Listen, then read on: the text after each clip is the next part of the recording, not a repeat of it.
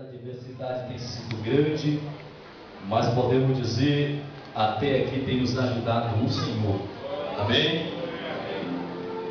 Eu me alegro essa noite de estar aqui. Posso dizer com certeza que os crentes vão ser um povo mais feliz da terra. Jesus, ele merece a honra, a glória, o louvor e a exaltação. E por ser grato a ele, nós nessa noite louvamos o seu nome. Como é conhecimento de toda a igreja, nós estamos hoje cultuando a Deus em um culto de missão. E acredito eu que nessa noite Deus tem preparado algo especial para você que chegou aqui nesse lugar.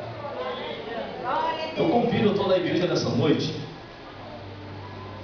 Abra sua Bíblia no livro do profeta Samuel. O primeiro livro do profeta Samuel, no capítulo 4, versículo 20, 21 e 22. Para nessa noite nós lemos essa passagem da Bíblia.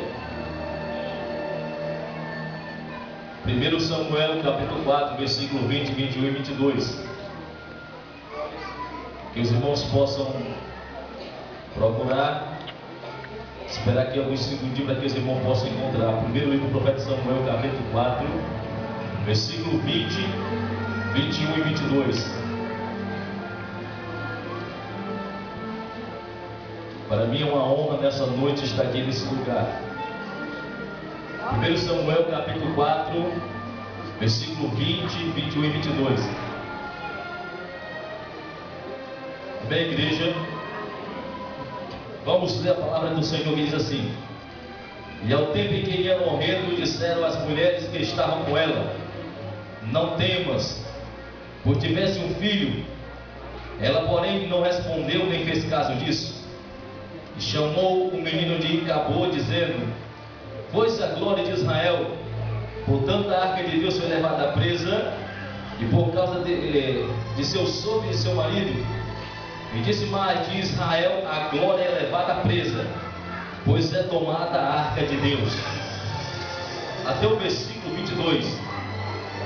Bom, baseado nesse texto que eu li nessa noite, eu quero trazer uma mensagem sobre o devido tema que eu escolhi nessa noite, que está no versículo 21, relacionada ao filho daquela mulher que o nome era Icabô, ou Icabote, que quer dizer, foi-se a glória de Israel.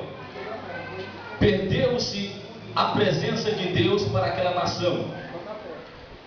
Antes que eu chegue nesse versículo que lemos essa noite, eu quero retroceder um pouco na história de Israel, juntamente com toda a igreja, para que possamos nessa noite andar e receber de Deus um pouco da história do seu povo e aprendermos nessa noite da sua palavra. Bendito seja o nome do Senhor. Quando Deus resolve tirar Israel da terra do Egito por causa da escravidão, Deus levantou Moisés para libertar aquele povo. E diz a história sagrada que Moisés, libertando aquele povo, Deus o levou para uma terra prometida, uma terra que manda leite e mel. Quando eu leio isso na Bíblia, eu acho interessante, porque eu e você poderemos perguntar nessa noite: por que Deus apenas não chamou Israel para adorar no Egito? Porque, irmão, quando Israel permanecia no Egito, Israel permanecia escravo. E saiba de uma coisa nessa noite: que quem é escravo não tem motivo, razão, circunstância nenhuma de louvar a Deus. Bendito seja o nome do Senhor. Se você entendeu que é liberto pelo sangue de Jesus, você tem motivo essa noite para adorar a Deus, porque Jesus já te libertou na cruz do Calvário. Bendito seja o nome do Senhor. E ele prometendo levar aquele povo para uma terra que mandava leite e mel, era a terra de Canaã. E todos nós que conhecemos a história daquela terra, nós sabemos que era uma terra, já era habitada, já era possuída por um povo. Mas eu tenho algo de Deus para dizer aqui nessa noite para você. Você não pode estar entendendo saber a capacidade do Deus que você serve. Mas eu venho te dizendo, aquela terra era habitada por um povo, mas Deus tirou daqueles que tinha para dar para um povo que não tinha aonde habitar, para assim cumprir com a sua promessa. O que é que Deus quer que você entenda nessa noite? Eu não sei qual a circunstância que você chegou aqui essa noite, eu não sei a tua condição financeira, mas eu vou te dizer que o teu Deus é poderoso para te dar tudo aquilo que você tem esperado ou que confia no teu Deus. Bendito seja o nome do Senhor. Aleluia! Sabe por que, irmão, estou falando isso? Porque nós que somos crentes, nós vivemos debaixo da promessa da palavra de Deus, e ninguém pode nos roubar isso, porque quem nos prometeu é Deus poderoso, fiel e verdadeiro para cumprir com a sua promessa. E o que está escrito nesse livro não tem ninguém que possa apagar, porque é uma lei espiritual decretada por Deus. Bendito seja o nome do Senhor. Israel tomando posse daquela terra, diz a Bíblia, que assim Deus cumpriu com a sua promessa, porque a Bíblia diz que Ele é fiel e verdadeiro. E quando Israel estava naquela terra, eles começaram a plantar, começaram a criar animais, e os animais daquela terra eram fortes, as suas plantações, ela era próspera e crescia a cada dia, Israel, porque Deus cumpriu a sua promessa. Mas depois que Israel entrou naquela terra, diz a Bíblia que surgiu um povo que começou agora a habitar as cidades que ficavam na região sul da terra de Canaã. Eram 5 cidades que aquele povo habitava, e aquele povo era chamado de Filisteu. E eles agora começaram a ter atrito, confusão, vivem em constante guerra com Israel por causa de território. E diz a Bíblia Sagrada que assim se encontrava Israel, muitas vezes lutando contra os seus inimigos. E uma certa vez lá estava o profeta Samuel, um homem que Deus prometeu que levantaria para ser juiz em Israel, no seu reinado, no seu período profético. Diz a Bíblia que a palavra de Deus veio para o profeta Samuel, dizendo: Samuel diz para Israel que se prepare para descer para a batalha. E assim Israel fez e desceu para a batalha. Israel foi se preparou de um lado para lutar contra os seus inimigos. Israel descendo para um lado se acampou em Ebenezer. A palavra Ebenezer significa pedra de socorro. Nós nessa noite poderíamos dizer que Israel começou muito bem, porque começou firmada, alicerçada na pedra de socorro. E do outro lado agora estavam os seus inimigos filisteus.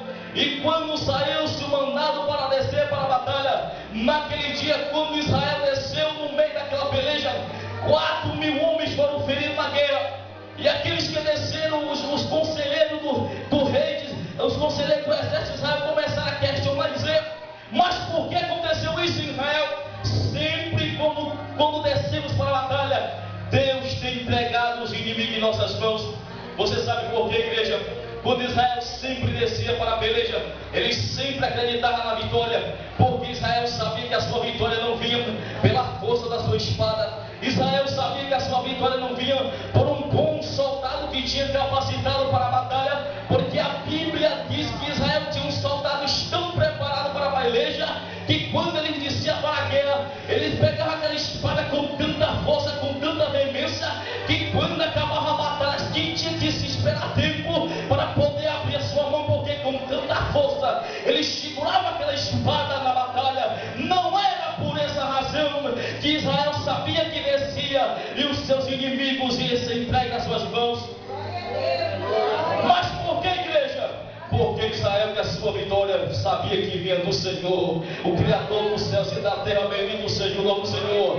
Eu quero dizer essa noite, meu irmão, minha irmã, você que chegou aqui nesse lugar, saiba de uma coisa: a tua vitória não depende da força do teu braço. A tua vitória não vai ser conquistada na porta da delegacia desta cidade. A tua vitória não vai ser conseguida, nem vai ser conquistada no fórum desta cidade.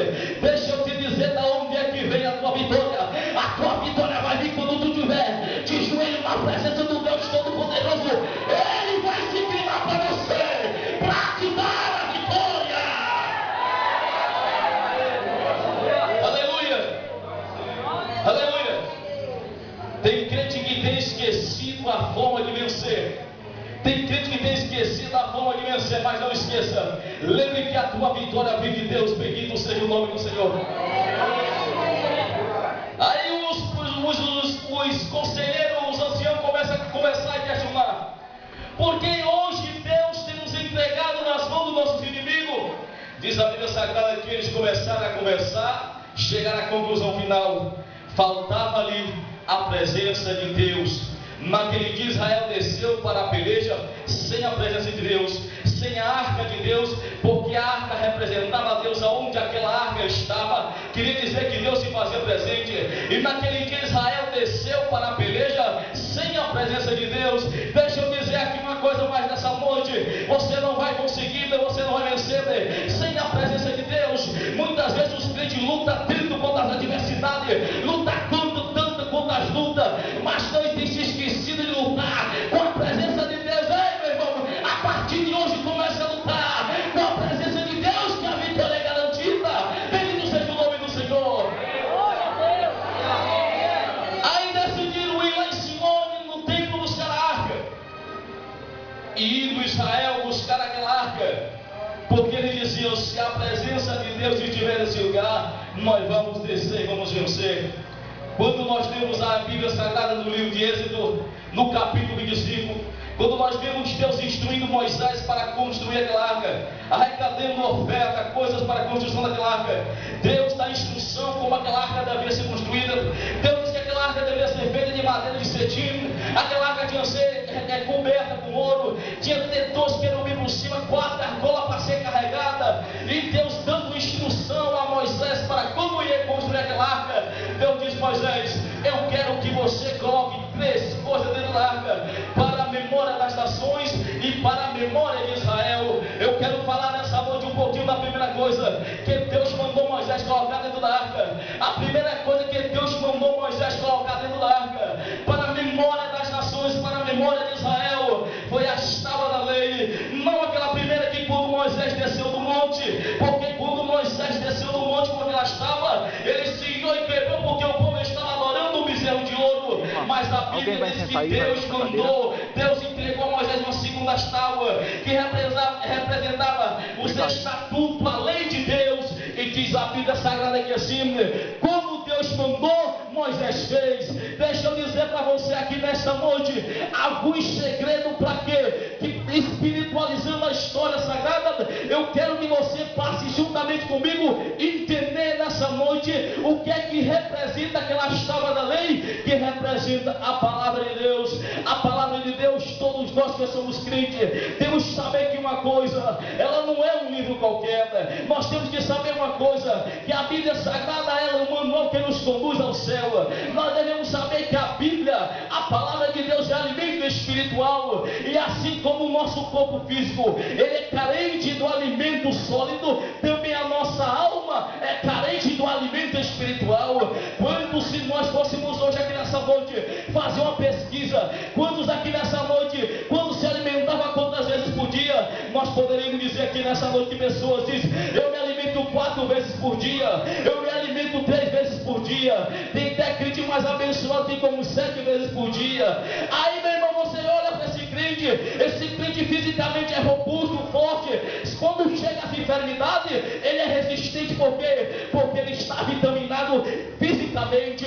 Eu quero dizer para você que chegou aqui nessa noite, não é diferente no mundo espiritual, é a mesma coisa. Se você não se alimentar da palavra, você se torna um crente fraco, anêmico, lhe falta vitamina. Você olhar para uma pessoa que não se alimenta bem fisicamente, você vai ver uma aparência decaída, uma aparência debilitada, anêmica. E se você não se alimenta espiritual, é a mesma coisa, porque lhe falta vitamina espiritual. Bendito seja o nome do Senhor. Mas há diferença para o crente que se alimenta espiritualmente e para o crente que não se alimenta. O crente que se alimenta da palavra de Deus, ele é um crente que ama a palavra de Deus. Quando Satanás chega, ele vem soprando, ele chega com tempestade, o rio passa, mas ele diz: estou de pé, sabe por quê? Porque estou firmado, estou vitaminado.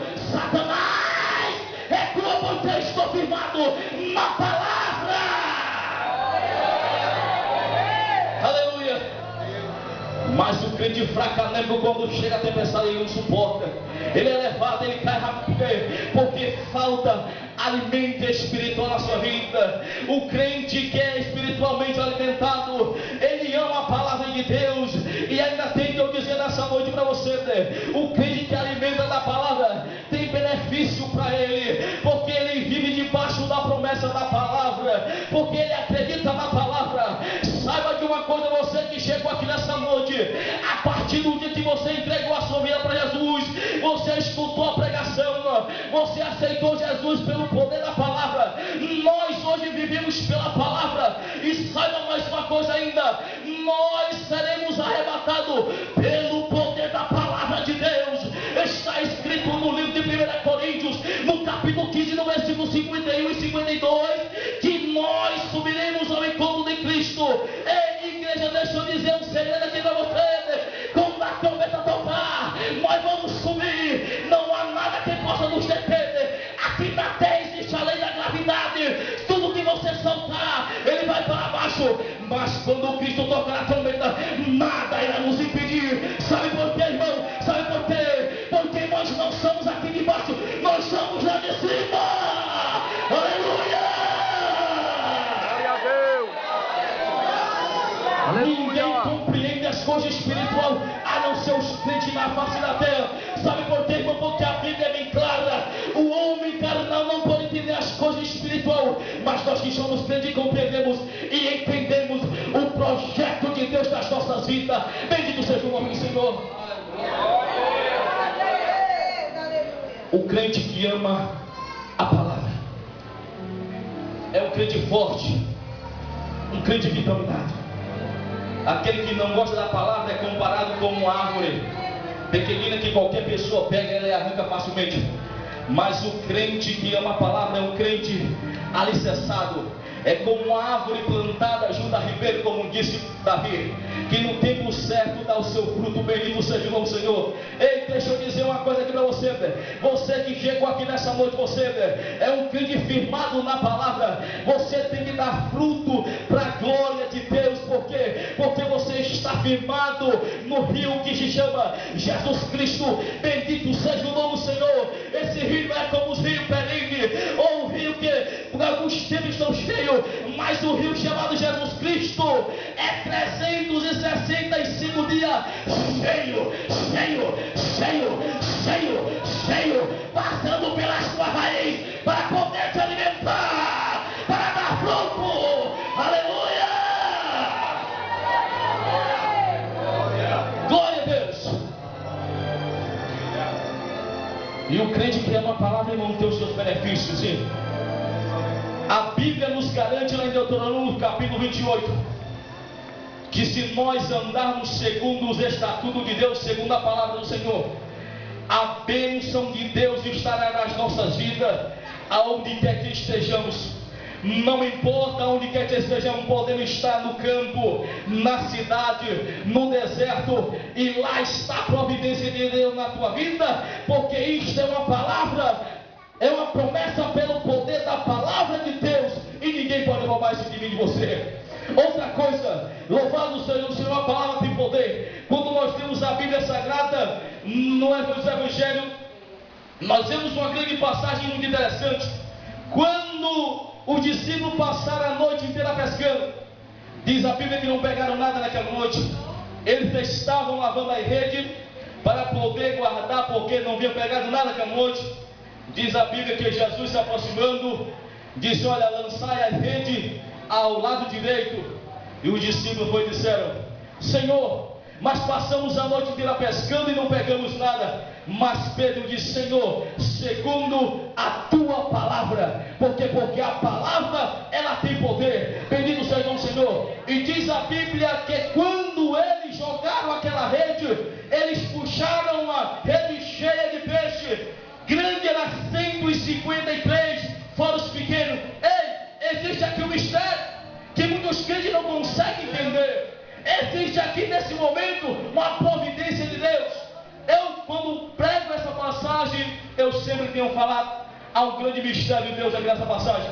Quando Pedro disse: Senhor, eu vou lançar a rede segundo a tua palavra. Ei, irmão, escute aqui. Para mim, eu acredito assim, naquele dia, naquele momento, naquele instante, naquele rio da Galileia, havia apenas, para o nosso linguajar hoje aqui, que todos conhecem, só havia sardinha, peixinho pequeno. Louvado seja Deus. Ei, quando as redes passavam, não pegava, porque era só peixe pequeno. Mas quando escuta aqui, porque é mistério de Deus, quando Pedro diz assim: eu vou lançar a rede segundo a tua palavra. Ei, os peixes escutaram, bendito seja o Senhor. Quando os peixes escutaram, disseram: Senhor, eu vou lançar a rede segundo a tua palavra. Olha o mistério de Deus. Naquele momento, aquelas sardinhas, elas começaram a crescer e se tornaram peixe grande. E diz a Bíblia que quando os discípulos puxaram, eram 153 peixes grandes. Foram os pequenos. Porque os pequenos, porque não deu tempo crescer. Aleluia! Isso é mistério de Deus. Quem acredita na promessa de Deus verá a glória de Deus. Bendito seja o nome do Senhor. Isso é mistério de Deus. Aleluia! A Bíblia ainda diz no livro do profeta Isaías, no capítulo 43, que se você andar por dentro do fogo, ele não vai te queimar. Se você andar pelas águas, não vão te afogar. Deixa eu dizer mais uma coisa aqui para você. Se você vive pela palavra de Deus, debaixo da promessa da palavra, deixa eu te dizer, se você andar dentro do fogo, você não vai apenas não ser queimado, mas quando você te relar, o quarto homem vai andar com você. Aleluia! O quarto homem vai andar com você. Por quê? Porque você está debaixo da promessa de Deus. A segunda coisa que Deus mandou Moisés colocar dentro da arca foi o maná. O que foi o maná? O maná foi aquele alimento que, quando Israel estava no deserto, Deus providenciou para alimentar Israel e suprir as suas necessidades. A Bíblia diz que a congregação começou a murmurar. Moisés nos tirou do Egito para morrer de fome. Moisés leva a causa diante de Deus. E quando ele leva a causa a Deus, o povo está murmurando. Diz a Bíblia que Deus diz: Moisés, diga ao povo que quando hoje eles dormirem, quando amanhecer, todo o deserto estará coberto pelo maná. A Bíblia diz que o maná era tão pequenino que era do tamanho de uma semente de coentro. Louvado seja o nome do Senhor. E quando o povo dormiu naquela noite, quando acordou, todo o deserto estava coberto pelo maná. E Deus instruiu Moisés: diga, Moisés, diga ao povo que quando amanhecer o dia, eles colham o maná, amassam o maná, façam um pão para poder se alimentar. E assim o povo fazia, e Deus supria as necessidades de Israel quando eles estavam no deserto. Mas passou o tempo, o povo continuava se alimentando do maná, comia o maná, amassava o maná, fazia o bolo, e o bolo tinha o mesmo sabor de pão de mel. E o povo começava a questionar e murmurar com Moisés, que estava comendo sempre a mesma coisa. Moisés leva a causa a Deus. Deus fala com Moisés e diz: olha, Moisés, diga ao povo que a partir de hoje, quando o povo colher o maná, amassar o maná, vão fazer o mesmo procedimento, vão fazer a mesma coisa, eles vão fazer o mesmo bolo, eles vão assar o mesmo bolo. E quando Israel for comer o bolo, haverá uma coisa diferente. Era o mistério de Deus. Aconteceu que Deus disse para Moisés: diga ao povo que quando o povo fizer o bolo e for se alimentar daquele bolo do deserto, o bolo não vai ter o mesmo sabor de pão de mel, mas o bolo vai ter o mesmo sabor, vai ter o sabor daquilo que cada um vai ter desejo de comer. E assim Deus providenciava e supria as necessidades de Israel, estando lá no deserto. Ei, não sei como você está, nem sei como você chegou aqui hoje, mas eu tenho uma notícia de Deus para você, né? Se você está no deserto, saiba de uma coisa: o mesmo Deus que te levou para lá, Ele é o mesmo Deus que vai te tirar. Está chegando a hora, está chegando o tempo, mas saiba de uma coisa: Deus não vai deixar você morrer lá, Ele vai suprir as tuas necessidades lá, mesmo estando no deserto. Aleluia! A terceira coisa que Deus mandou colocar dentro da arca foi a vara de Arão. Por que Deus vai só mandar colocar a vara de Arão dentro da arca? Números capítulo 17 diz que quando Deus escolheu Moisés e Arão para chamado para ser sacerdote, para ser profeta. Aconteceu na congregação de Israel. O que eu vou falar aqui não é de hoje, acontece muito da antiguidade. E o povo começou a questionar entre si, dizer que Deus havia escolhido um, escolhido outro. E alguns dizem que Deus tinha escolhido tal, e outros dizem que era ele. Deus falou com Moisés, disse: Moisés, leva 12 varas representando as tribos de Israel. E tu pega agora cada representante das tribos de Israel, coloca o nome de cada um dos 12 representantes da tribo numa vara, coloca na tenda do testemunho. No dia seguinte tu vai lá e tira, que na verdade eu vou mostrar quem eu tenho escolhido e quem eu tenho chamado. Bendito seja o nome do Senhor. Diz a Bíblia que assim foi feito. Moisés pegou as 12 varas, escreveu os 12 nomes do representante, mas o nome de Levi colocou, de Arão colocou na tribo de Levi. E quando foi naquela noite, colocou na tenda do testemunho. Quando foi no dia seguinte, amanheceu, Moisés foi lá, tirou uma das varas. Quando tirou as 12 varas, apenas a vara de Arão havia florescido e dado a amendoeira. O que quer dizer com isso? Moisés convocou todo o povo e disse: eis aqui na verdade quem Deus tem escolhido. O que é que eu quero que você entenda com isso? Eu quero que você entenda que quem é escolhido de Deus, ele frutifica. Louvado seja o nome do Senhor. Se você é escolhido de Deus, você dá fruto, bendito ao Senhor. Não precisa confusão e fofoqueiro para se entender que é chamado, que é escolhido. Ele dá fruto, bendito ao Senhor. Porque quem é escolhido, ele é florífero, ele é útil, ele faz alguma coisa na casa de Deus. Ele dá fruto, porque aquele que não dá fruto já está escrito na palavra, no capítulo 3 e no versículo 10 de Mateus, que o machado está na raiz. Se você não der fruto, vai ser cortado, vai ser cortado, vai ser cortado, vai ser cortado e lançado no fogo. Ei, meu irmão, a partir de hoje, se você é escolhido, dá fruto para a glória de Deus, dá fruto para a glória de Deus, dá fruto para a glória de Deus. Aleluia! Aleluia! Glória a Deus, aleluia! Aí diz a Bíblia que assim trouxeram aquela arca. Quando chegou no arraial dos hebreus, o júbilo foi tão grande porque representava Deus. Deus havia chegado no arraial dos hebreus, estremeceu aquele lugar. E os filisteus escutaram e começaram a perguntar entre si o que estava acontecendo. Disseram: lá na arca, chegou a arca no arraial dos hebreus, aleluia. Chegou lá a presença de Deus no arraial dos hebreus.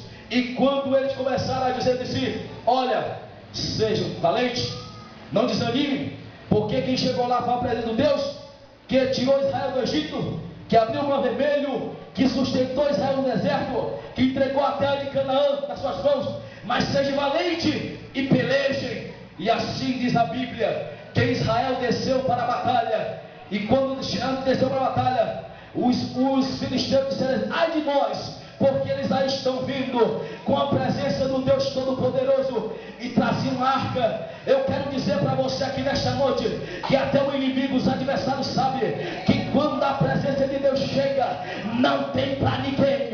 Os filisteus começaram a dizer: chegou lá a presença de Deus, ai de nós, porque chegou lá a presença de Deus. Deixa eu dizer aqui uma coisa nessa noite, você que chegou aqui nesse lugar, eu não sei o que você tem passado, mas eu venho te dizer aqui nesta noite, que Deus está nessa noite entrando com providência na tua vida.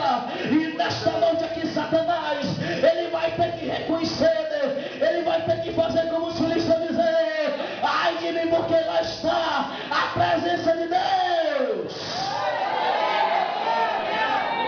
Aleluia, aleluia, aleluia. Aí quando descermos para a guerra, lá está a peleja. Ei, deixa eu dizer uma coisa aqui para você.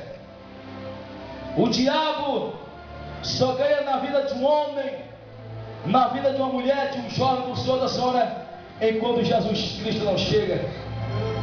Quando a presença de Deus chega, o diabo ele reconhece que não dá para ele.